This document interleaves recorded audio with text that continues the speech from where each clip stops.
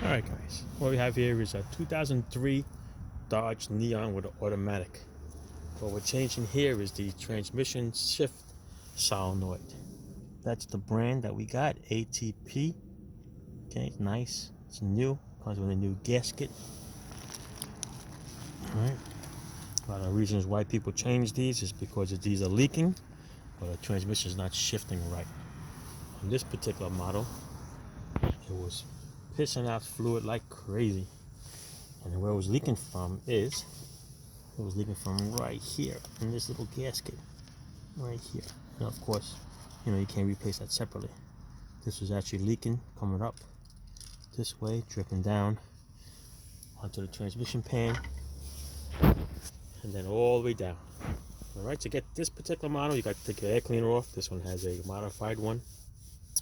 I took the throttle plate off, put it off to the side. All right, got two plugs on that throttle plate. This one over here, and the other one on top over here. Okay, then you got a little air line you come off of. Okay, then there's 3 bolts on top of that solenoid. Okay, 1, 2, and 3. These two are easy to get to. This one's a little harder to get to because the transmission sensor is right there on top of it.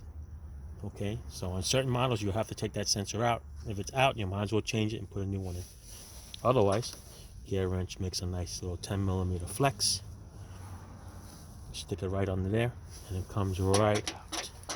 Okay, loosen it up. You're gonna have to take the bolt with the solenoid out. Okay, because as you can tell, it's gonna hit that sensor. All right, so there's a plug on top over here with an 8mm bolt. Take that, unplug it, put it out of the way. Okay, these hoses you can put them off to the side.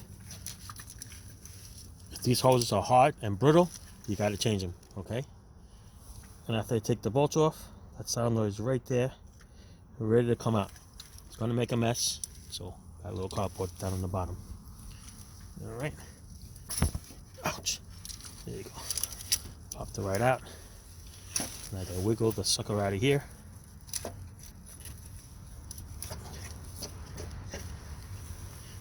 There you go, a little bit of a mess. All right, down on the bottom, make sure you have the old gasket completely out, and then make sure you clean the surface. But whatever you do not scratch up that surface. It is aluminum, keep it nice and clean. All right, and that's it. Just reverse everything back on, 3 bolts, and you're all set.